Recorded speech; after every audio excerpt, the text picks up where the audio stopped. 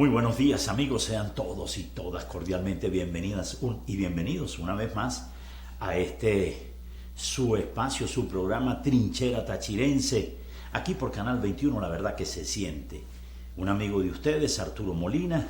Comenzamos ya el mes 6 del año 2024. Fíjense cómo pasa el tiempo de rápido, ya estamos en junio, aunque este programa lo estamos grabando un día anterior al que se está presentando, pero tiene que salir ya al aire hoy, 1 de junio de 2024, mes 6 del año que comenzó, y no hemos visto en el tiempo realmente de qué manera se nos van los días de una forma tan rápida, y con ello también todo lo que está sucediendo en el país. Bien, hoy con algunos temarios que queremos compartir con ustedes en estos 5 segmentos que tiene nuestro programa, y que de alguna manera queremos presentarles a ustedes cosas que están sucediendo para el análisis, para sus conclusiones. Quiero comenzar este primer segmento hablándoles sobre los medios de comunicación. En Venezuela ha girado una política por parte del gobierno para de alguna manera minimizar la posibilidad de existencia de medios de comunicación, tanto en radio, televisión, que se tienen a lo largo y ancho de la geografía nacional.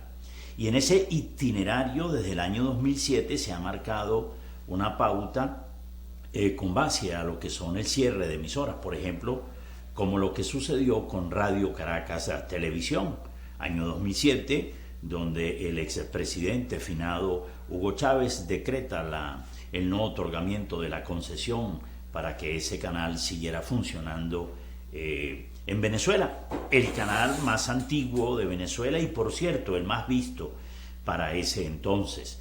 Un canal de televisión que tenía programaciones diversas, muy crítico desde el punto de vista de lo que mostraba y tal vez su posicionamiento ante la sociedad venezolana les permitía generar una serie de situaciones, de circunstancias, y que la gente pues tal vez de alguna manera tomaba eso como propio, y en algún momento llegó incluso a tomar decisiones con base a esas propuestas.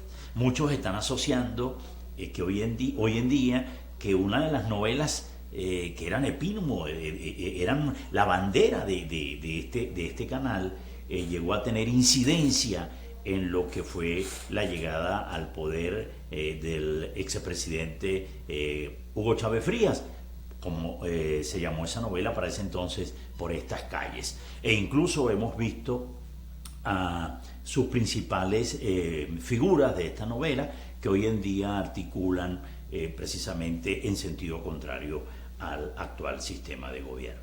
Pero no solamente fue Radio Caracas, sino de allí en adelante una estela de situaciones que se presentó y que por supuesto tiene incidencia en todo lo que el escenario que hasta este año 2024 marcan una pauta importante.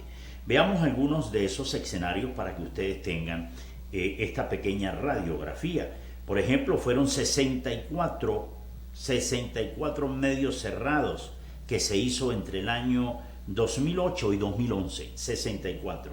Entre el año 2012 y 2015 se cerraron 54 medios de información y comunicación. Entre el año 2016 y 2019 se cerraron 164 medios. Y entre el año 2021 y 2023 se cerraron 123 medios. Es decir, en el año en que se cerró, que hubo 64 medios cerrados, que fue entre 2008 y 2011, se cerraron 58 emisoras de radio, 4 canales de televisión y 2 periódicos. Importante eso allí. En el año en que se cerraron los 154 medios de comunicación, que fue entre 2012 y 2015, fueron 26 emisoras las cerradas, un canal de televisión, 19 periódicos y 8 medios de información digitales. En el año en que se cerraron los 164 medios de comunicación entre 2016 y 2019, allí 89 emisoras de radio fueron cerradas, 12 canales de televisión, 61 periódicos y 2 medios digitales. Y entre 2021 y 2023 se cerraron 115 emisoras de radio, 5 periódicos y 3 canales digitales. Toda esta situación indudablemente que tiene un hecho envolvente, porque han sido medios de comunicación que han tenido dentro de su política editorial algo que tal vez dentro del mundo equilibrado, no muy cercano a lo que aspira el gobierno, y hay quienes dicen que por esa vía es que se les cerró. Programas de información que eran importantes, programas de debate, programas de opinión que fueron sacados del aire porque en algún momento emitieron opiniones que no gustaron al gobierno. Pero así por el estilo, cada una de estas cosas que se han venido generando y que la gente, antes de tener un medio de comunicación que permita la pluralidad, que permita el equilibrio de la información, pues han crecido las emisoras que están muy controladas por el actual gobierno. Todo ello pues genera análisis, matrices de opinión y que conllevan a la situación de pronto de decir que ¿por qué no se les permite funcionar a estos medios? ¿Por qué no se permite que el equilibrio en la información exista? ¿Por qué el gobierno en un momento determinado se cierra a esta posibilidad de tener medios de comunicación que también sean críticos al gobierno? Porque eso es necesario. Señalar las debilidades es básico, señalar las debilidades es fundamental para que se realicen las correcciones que en un momento determinado deben procurarse por el bien de la aplicación de políticas públicas que vayan en beneficio de la sociedad, del país entero. Y en cuanto a noticias y medios de informaciones que vierten en algún momento determinado todo lo que se recoge en la calle, lo que la gente conoce, por donde la gente se instruye, por donde la gente revisa, por donde la gente se informa, pues es básico que esa situación esté al día. Sí, es necesario que se procure que la información sea lo más objetiva y seria posible para que todos podamos tener un punto de vista importante, muy propio, sobre lo que está aconteciendo. Hoy, por ejemplo, hay serios cuestionamientos a las redes sociales porque hay personas que utilizan las mismas para vertir informaciones falsas, pero la sociedad en general se ha venido también acoplando a la situación y ha venido revisando y tal vez investigando para que ese tipo de información falsa no logre pues asumir el papel que algunos pretenden, el propósito que es desequilibrar, desacomodar en un momento determinado a la sociedad en general. Eso está allí. Nosotros esperamos y esperamos con la mejor intención posible que todo lo que ha venido aconteciendo con estos medios de comunicación sea rectificado, que se devuelvan a sus propietarios, porque la mayoría son empresas privadas, que se devuelvan a sus propietarios las concesiones correspondientes y que estos medios de comunicación en cualquier momento puedan estar al aire brindando toda su programación a los oyentes o a quienes ven los canales de televisión. Nosotros vamos a ir al primer corte de este espacio, Trinchera Tachirense, Canal 21. Ya regresamos.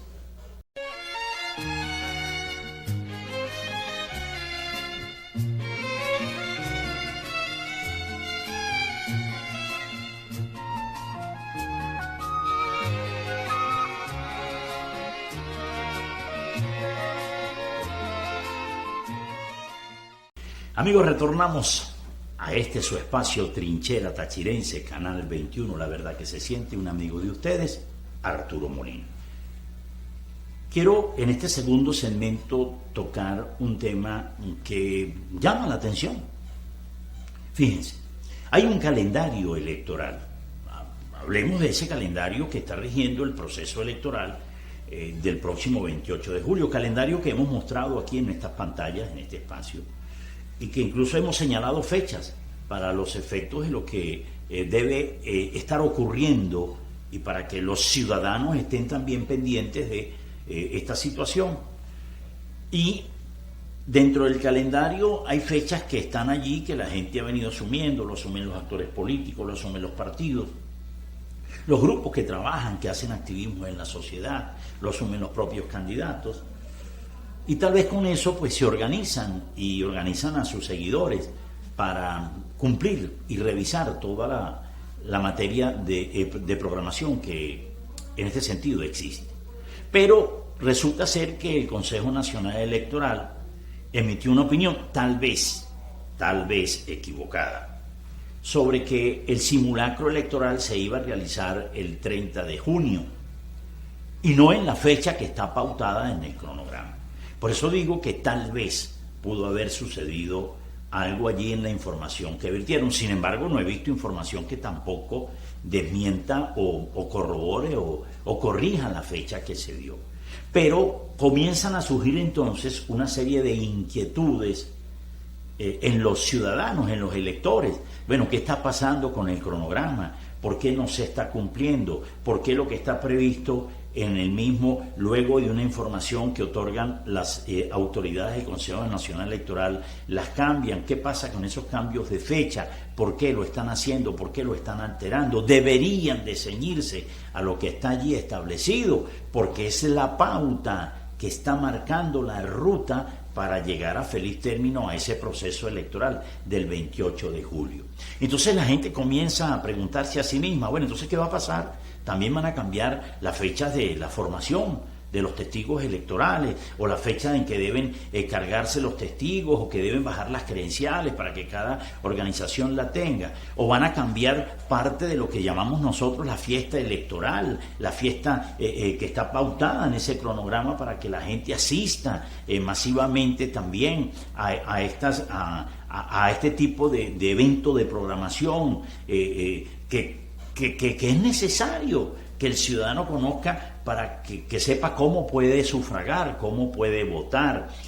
¿Cuánto de esta fiesta electoral, de esta programación, para efectos de lo que está vinculado en el calendario, va a llegar a los municipios para que la gente no tenga que trasladarse a un lugar céntrico, como por ejemplo a las capitales de los estados, sino que si realmente va a existir la posibilidad cierta de que la gente en sus parroquias, en sus municipios, en las plazas Bolívar, se puedan acercar en los días programados y ver, tocar las máquinas, revisar cómo es que aparece la boleta de votación en la pantalla, ese simulacro que es necesario que la gente se nutra, se curta sobre esto, dónde ubica el candidato de su preferencia, con qué tarjeta lo va a hacer en un momento determinado.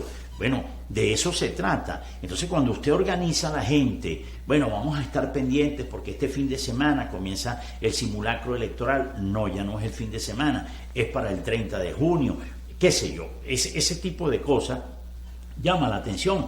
Y lo que pide la gente entonces es que simplemente el cronograma electoral se cumpla tal como está previsto, tal como fue publicado en Gaceta, porque es el cronograma que rige la elección de quien va a ser el próximo presidente de Venezuela. Entonces, ese tipo de adulteración, que vuelvo, subrayo, espero que sea un error, pero no he visto la corrección, pues no debe de suceder, no debe de estar allí en el aire, porque eso da pie, como lo dije entonces hace un momento, a que la gente pueda estar articulando que en cualquier momento también modifican cualquiera de las otras programaciones que existen. Y hemos dicho también en este espacio que para que este proceso llegue a feliz término, pues con base a lo que es el proceso de formación, de acreditación de los testigos electorales se cumpla en los términos que tiene que hacerse,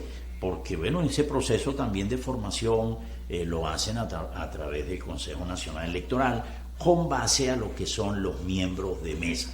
Y fíjense que lo toco desde ese punto de vista. Los miembros de mesa fueron seleccionados hace ya un tiempo, pero en el cronograma rige cuándo son los días en que esos miembros de mesa deben acercarse al Consejo Nacional Electoral para recibir su formación, la que da desde el punto de vista institucional el propio Consejo Nacional Electoral, con la parte técnica que ellos manejan. Pero además está la acreditación que reciben estos funcionarios, estos venezolanos, que ese día van a cumplir un papel muy plausible en los centros de votación en cuanto a lo que van a ser los miembros de mesa, presidente, secretario y demás miembros que allí, de acuerdo a lo que está estatuido dentro de la ley electoral, conforman estas mesas electorales en un centro de votación. Entonces esas acreditaciones y esas formaciones también tienen que regirse de acuerdo a lo pautado, porque hay gente que salió seleccionada de acuerdo a la programación, toma su día, pide su permiso, qué sé yo, para estar allí, y de pronto no vaya a ser que en el Consejo Nacional Electoral emiten una opinión. No, ese proceso no va el sábado, va el próximo domingo o el próximo lunes, ¿ok? Porque eso también altera pues la posibilidad de la planificación que tienen estos ciudadanos, porque son venezolanos que también trabajan, que tienen sus obligaciones, que tienen sus compromisos y que necesitan pues también de su tiempo para hacer sus cosas. Entonces la programación de que se pueda tener en una agenda propia para poder estar en conteste con la responsabilidad que le está siendo asignada por la vía de un sorteo en un acto de tanta magnitud e importancia como este que tiene que ver el 28 de julio para elegir el presidente de la República, pues ellos lo puedan cumplir, porque es el mejor desempeño que se puede hacer como ciudadanos, el deber de cumplir con una acción a la cual pues responsablemente debe acudir.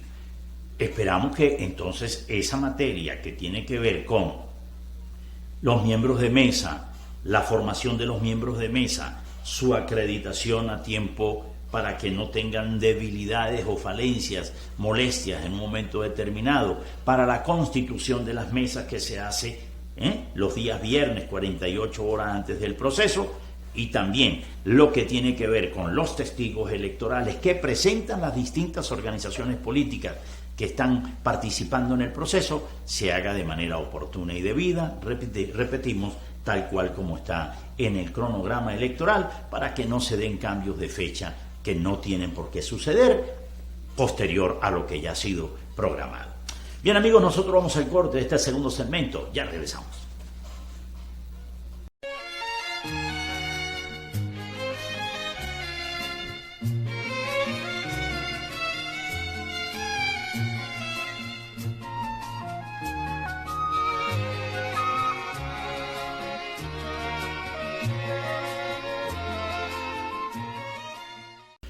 Amigos, retornamos aquí a Canal 21, la verdad que se siente, este es su espacio Trinchera Tachirense. Arturo Molina, un amigo de ustedes. Fíjense, en este segmento, continuando con esto del proceso electoral, que genera roncha, por lo que decíamos en el segmento anterior, en cuanto a las modificaciones que se pueden hacer de lo que está establecido en el cronograma, y que ahora también vamos a tocar el tema de la observación de los observadores electorales, que los hay desde el punto de vista internacional y que los hay desde la esfera nacional. Pero resulta que el gobierno, el Consejo Nacional Electoral específicamente, el presidente de la Asamblea Nacional incluso abordó un discurso con base al tema para echar para atrás la invitación que le habían hecho a la comunidad europea, a la Unión Europea, para que enviara una comisión y sirviesen como observadores electorales a ese proceso electoral del 28 de julio. Producto de una circunstancia de las sanciones que se están manejando entre el gobierno y los organismos internacionales o países o gobiernos internacionales, con base a los elementos que ellos esgrimen, que se han venido violentando en suelo venezolano en cuanto a derechos humanos, pues surge también una situación compleja. Es compleja porque un órgano importantísimo para la observación internacional como la Unión Europea, que ya estaba organizando todo el planteamiento de acuerdo a las normas que rigen también este tipo de observación, para llevarlo adelante, para abordar el tema, para tener presencia, para ser acreditados también por el órgano electoral, para que este proceso pudiera ser revisado con ellos, porque ellos lo revisan con anterioridad, no solamente el día del proceso, el día de la elección, sino que ellos observan todo el procedimiento que se adelanta para que el proceso se realice el día de, como muchos le llamamos, el día de la elección. Y entonces el presidente del Consejo Nacional Electoral emite una opinión indicando que queda revocada la solicitud de esa observación, o sea, la invitación, mejor todavía, que le hicieran para que participara como observadores en el proceso electoral. La propia Unión Europea ha solicitado al gobierno venezolano y al Consejo Nacional que se haga una revisión de esa situación y que se les permita participar como observadores electorales. E incluso lo han hecho los propios candidatos que están participando en el proceso, de una y otra tendencia, han expresado opiniones distintas a las que ha generado el Consejo Nacional Electoral. Eso está allí. El gobierno nacional dice que si no hay una eliminación total de las sanciones, no les van a permitir venir a hacer ese proceso de observación. Bueno, lo cierto del caso es que el órgano electoral es quien invita y ellos podrán asistir o no de acuerdo a esas invitaciones. Sin embargo, la Organización de las Naciones Unidas, la ONU, ha declarado que ellos quieren enviar una comisión de observadores electorales al proceso de Venezuela y que están preparándose para ello y que ya tienen toda la parte técnica bien establecida para cumplir con las normas requeridas y que esos enviados de la ONU puedan estar presentes en el proceso electoral que se avecina dentro de unos 58 días. Fíjense, hay la ONU va a enviar una comisión de observadores. Esperamos que el Consejo Nacional Electoral permita esa presencia. Sin embargo, gobiernos como el de Colombia, a través de su canciller, ha manifestado que no va a enviar observadores electorales al proceso de Venezuela, pero que personalidades de su país sí van a estar presentes el día de la elección. Eso sería el 28. El tema es que la observación electoral requiere de todo este proceso, de lo que está establecido precisamente en el cronograma, del cumplimiento de ese cronograma, para que la observación electoral lleve pues nota de cada uno de los aspectos técnicos que deben evaluarse y valorarse en ese contexto. No sabemos qué podrá ocurrir con los observadores nacionales, si van a ser permitida su presencia, si van a ser acreditados o no. Lo cierto es que en Venezuela todos los venezolanos pueden ser observadores del proceso e incluso al final del día de la elección pueden además ser observadores del escrutinio electoral que se esté realizando. En muchos centros electorales, en oportunidades, el Plan República no lo ha permitido.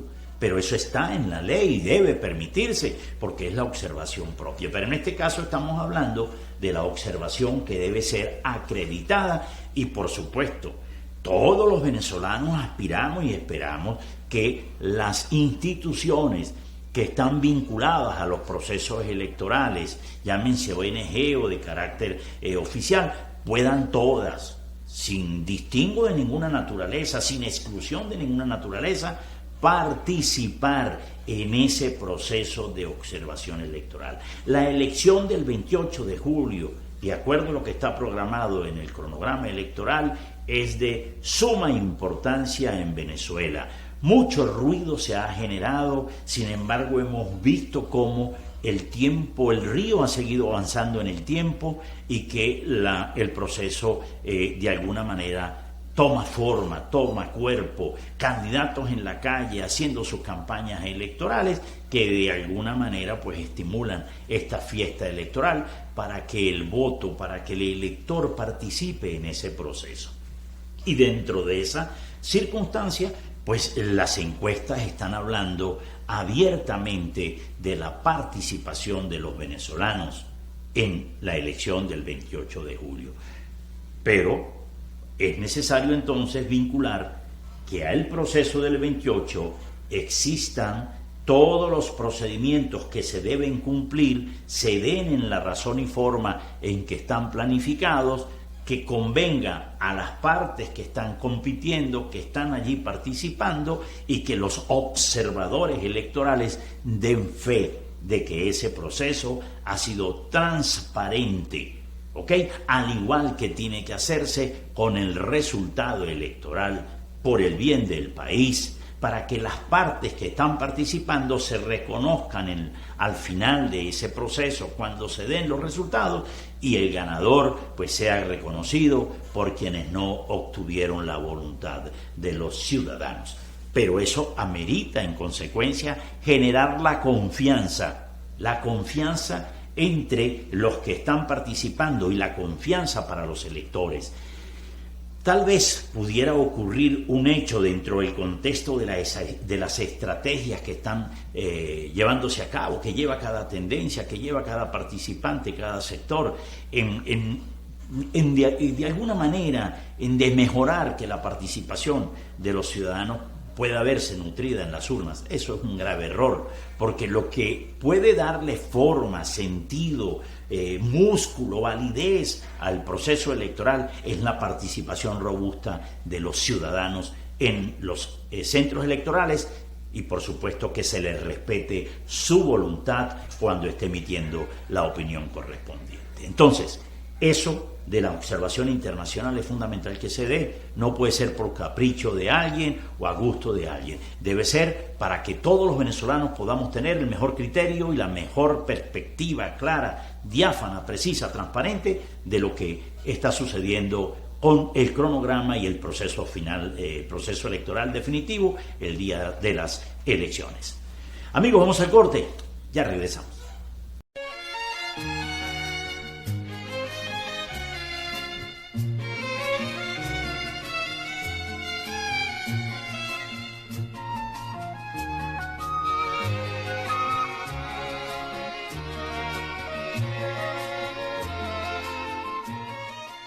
Bien, amigos, fíjense una situación ya distinto al tema electoral, pero que tiene que ver con todos los venezolanos.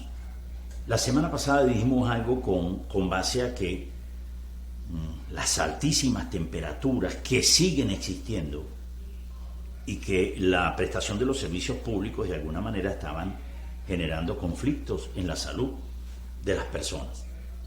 Bueno, se vinieron las lluvias. Habíamos alertado sobre el tema de las alcantarillas, de la limpieza, de los desagües por donde corren las aguas, que deberían estar limpios para evitar inundaciones o evitar peligros e incluso los deslizamientos que puedan ocurrir en cualquier parte del estado de Venezuela, que por supuesto aspiramos que no genere ningún tipo de tragedia mayor. Pero las lluvias están sucediendo, comienzan a manifestarse con mayor fuerza, en horas nocturnas se están sintiendo incluso, y hay lugares que están descuidados, sitios que han sido tal vez abandonados y que se están viniendo abajo. Sucedió con la antigua sede de la Universidad Nacional Abierta, que está, por cierto, muy cerca allí del Palacio de los Leones.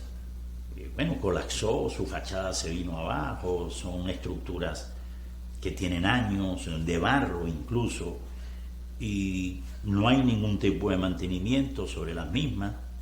Bueno, se vino abajo. Gracias a Dios no sucedió cosa mayor, pero hubiese sido terrible que esta estructura se viniera abajo. Es una arteria vial muy transitada por personas peatonalmente e incluso vehicularmente. Y esto pues los organismos que tienen competencia en la materia, que tienen la parte técnica en la materia, es importante que lo visualicen también con anterioridad. Hay muchas estructuras en nuestro estado y sobre todo en San Cristóbal, en la capital, que están deterioradas y necesitan pues que se tome alguna precaución sobre las mismas para evitar cualquier inconveniente mayor. Pero al igual que sucedió allí con esa antigua sede de la Universidad Nacional Abierta, pues también está sucediendo con la crecida de los ríos, está sucediendo con comunidades que ven cómo se desbordan las aguas, cerca allí de la avenida 19 de Abril con la avenida España, por los lados donde está Cotatur, se concentra el agua, se empoza el agua, se hace una laguna. También aquí, cerca de donde está la estación de servicio por la 19 de abril, por donde está el Colegio de Don Bosco, es una zona que también se llena de agua cuando llueve y genera conflictos, una situación de peligro e incluso causa desperfectos mecánicos en los automóviles. Pero además los accidentes que se pueden provocar en este tipo de situación que se presenta. La intención es pues llamar a las autoridades a que estén precavidos sobre este tipo de situación, a que se tomen las medidas pertinentes, preliminares, para que se hagan los mantenimientos que son necesarios. Hay zonas críticas que las tienen ubicadas los organismos encargados, que deben ser tocados, condicionados, por donde corren las quebradas, por donde pasan, por donde transitan, cerca de las comunidades, su crecimiento, en fin, toda una situación que debe preverse, debe estarse permanentemente en alerta, porque el agua tiene también esa característica, ¿no? Cuando se llueve, cuando usted ve el riguito, la quebradita sencilla, y cuando vienen las aguas y crecen desde la montaña y bajan esos ríos crecidos, pues da mucho miedo y da temor, y el sonido de los materiales que arrastra. Y tal vez porque también en ese transitar por alguna cosa donde sus cauces han sido tocados, pues se hacen desbordamientos e incluso inundaciones que generan conflictos a las comunidades y del cual esperamos pues las autoridades tomen cartas en el asunto para que el transitar vehicular y peatonal de la gente que diariamente continúa su vida, porque solo con agua aquí todos salimos a cumplir nuestras funciones, a cumplir con nuestros trabajos, y esperamos que los lugares por donde transitamos estén en las mejores condiciones, y esa es responsabilidad entonces de las autoridades, llámense estas municipales o llámense estas regionales. Hay lugares donde incluso se han anunciado con anterioridad, en época de sequía, que se presentaban fallas en sus costados y que debían ser revisados con anterioridad. Si no se hizo con el tema de las lluvias, eso tiende a colapsar, se desprende el terreno, produce los deslizamientos, y esto necesariamente también genera pues causa en las arterias viales y en los lugares donde están allí, incluso en comunidades que pudieran encontrarse en situación de peligro. No voy a entrar a valorar y a calificar el tema de por qué está ahí la comunidad, porque algunos dicen de pronto, no, porque esa es una invasión. Bueno, fue una invasión, se permitió la invasión, está allí, allí hay personas. Si esas invasiones están allí y las zonas son de alto peligro, bueno, las autoridades tienen que hacerlas saber, reubicar a estas personas en el contexto que se permita de acuerdo a la ley, y también a la disponibilidad de recursos para que puedan buscarse los lugares que ellos pues puedan tener para salvaguardar sus vidas y las de su familia. Y no como se ha hecho en algunas oportunidades, que cuando suceden los hechos, cuando se ha generado la crisis, se movilizan a los grupos familiares, a un albergue, a un sitio, a una cancha deportiva, por corto tiempo, entre comillas, según lo que expresan, y han tenido allí largos años esperando, pues, porque le solventen la situación que le prometieron iba a suceder. Todo esto es un complejo que debe ser revisado dentro del contexto de la política pública sobre el techo propio que puedan tener las personas, porque hay quienes dicen que invaden por profesionalismo, porque son profesionales de las invasiones. No sé cómo será eso, no manejo esa información, no voy a entrar aquí a calificar nada, pero sí pudiera ser que no hay la suficiente capacidad de viviendas para albergar a estas personas que están formando núcleos familiares, que están ubicados en algunos sitios o que han llegado a la ciudad o que llegan a las ciudades en un momento determinado porque vienen de otros lugares buscando mejores condiciones de vida, tal vez, y tampoco consiguen pues viviendas familiares, unifamiliares, en lugares aptos para vivir, y se acomodan en cualquier terreno y colocan unos palitos allí con unas láminas de zinc para decir que allí tienen vivienda. Sitios peligrosos que las autoridades, subrayo, no deben permitir bajo ninguna circunstancia que sean habitables, porque no son habitables, que sean ocupadas para nadie o por nadie y que posteriormente generan muchos conflictos. Entonces esperamos que esa situación esté allí, que la tengan las autoridades presentes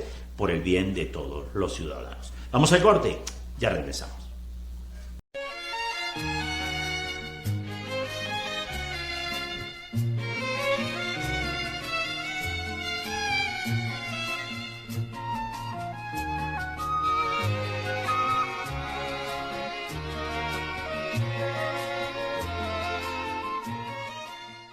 Bien amigos, nosotros continuamos aquí en este último segmento del espacio. Trinchera Tachirense, Canal 21, la señal que se siente, un amigo de ustedes, Arturo Molina. Quiero tocar un tema que tiene que ver con la condición económica, el dinero. Fíjense que San Cristóbal, porque no puedo hablar de todo el país, hablemos de San Cristóbal, la condición en que se maneja. Los bolívares no se ven, pero los bancos están solos. Usted va a solventar una situación de un trámite interno, cualquiera que sea, que tengan que pagar en bolívares, usted tiene que sufrir para conseguir los bolívares, porque la transferencia la tiene que hacer en bolívares, no los tiene. Trátese de lo que sea, un traspaso de un vehículo, cualquier situación, tiene que pagarlo en bolívares. Bueno, no se consigue en bolívares. Pero usted va a ir a un mercado y va a comprar un producto, y esto es toda una distorsión, un complejo. Si te piden en pesos, entonces del peso al cambio del bolívar, alguien te dice te lo cambio a la par, otro te dice te lo cambio a tal tasa, y toda una distorsión. Entonces usted a veces se pregunta, bueno, pero ¿qué está pasando aquí, no? Porque un producto que aquí me cuesta 2 pesos, fíjense cómo estoy hablando, 2 pesos, ya no estoy hablando en bolívares, entonces 2 pesos, aquí me está costando 3 o me cuesta 1,5. Pero cuando usted lo lleva al cambio en bolívares, entonces un lugar se lo cambian a 20, el otro se lo cambia a 25. Y esa distorsión uno no la logra entender.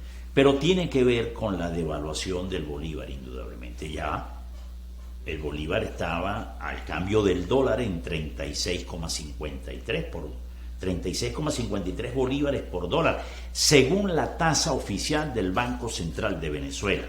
No así en lo que denominan el dólar negro, el dólar paralelo, que está por encima de los 40 bolívares por dólar.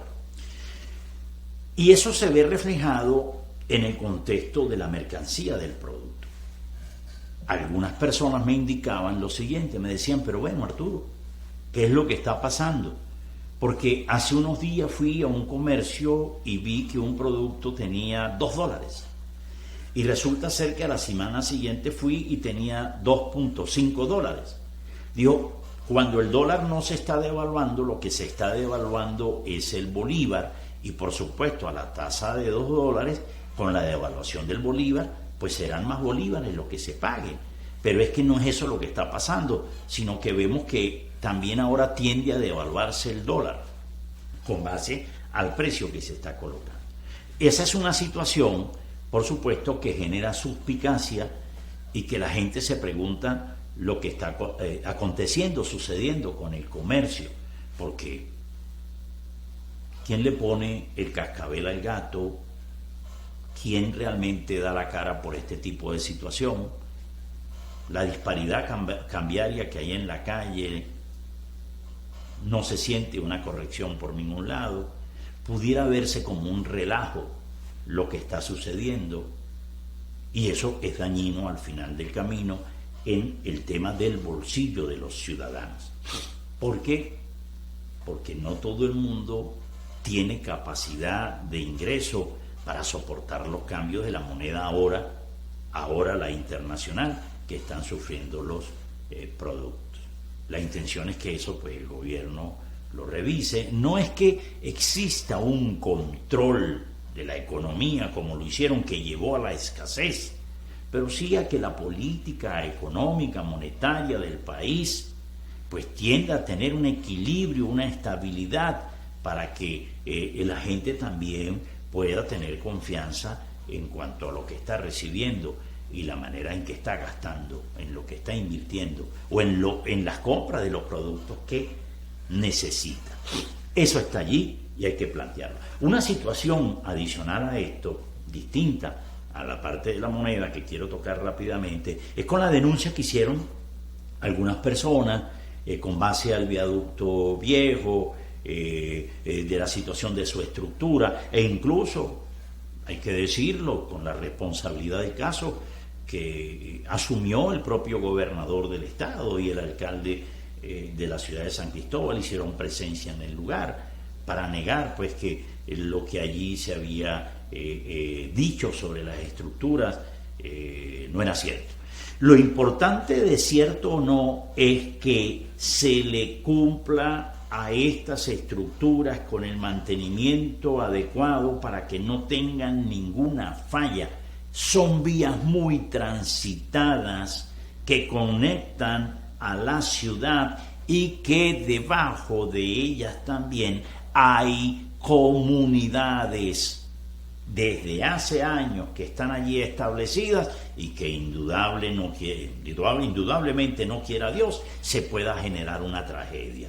Si hubo la denuncia y no era cierto, lo importante es que se apersonaron las autoridades y revisaron, pero que también acometan cualquier mantenimiento que sea necesario para que eso se dé. Al igual que la estructura del viaducto nuevo, que debe ser revisada. Hace unos días, por cierto, vi en las redes sociales a especialistas en la materia del Colegio de Ingenieros del Estado Táchira haciendo revisiones de esa estructura, y tal vez digo yo, darán sus opiniones respectivas como órgano institucional que agrupa a los especialistas en la materia, para que las instituciones que tienen que ver con este tipo de infraestructura las reciban, y si hay que hacer algún tipo de mantenimiento, de revisión, las hagan. En oportunidades, yo como ciudadano, Arturo Molina, se ha preguntado, bueno, cuando yo transito el viaducto nuevo, por ejemplo, he visto una zona de la calzada que une, a lo que está allí entre el pavimento y otros pavimentos, que entiendo son parte de los fragmentos que lleva el viaducto, que están abiertos. He visto en otras oportunidades que los tapan o los rellenan con asfalto, pero cuando eso está abierto es porque ya el asfalto, el peso, el transitar de los vehículos, qué sé yo, pues ha levantado, ha hecho que el asfalto pierda su consistencia y comienzan a mostrarse entonces las grietas. Bueno, eso tiene que ser revisado, y ese tipo de escenario también puede generar accidentes y genera daños mecánicos en los vehículos, qué sé yo. Entonces debe estar al día. De manera de que lo importante de todo esto no es que se cree una matriz de opinión negativa absolutamente para nadie, sino que se refuercen las estructuras que debe el gobierno, los gobiernos regional, municipal, nacional, asumir, porque es parte de su responsabilidad, para beneficio de los ciudadanos, de los transeúntes en esta zona, tal como lo decíamos en uno de los segmentos, que al igual que en las lluvias pues genera cualquier tipo de situación de esta naturaleza. Bien, amigos, con esto me despido por esta semana. Los invito a que sintonicen Canal 21 sábados y domingos de 9 a 10 de la mañana. Este es su espacio, Trinchera Tachirense. Chao, se les quiere mucho. Feliz fin de semana.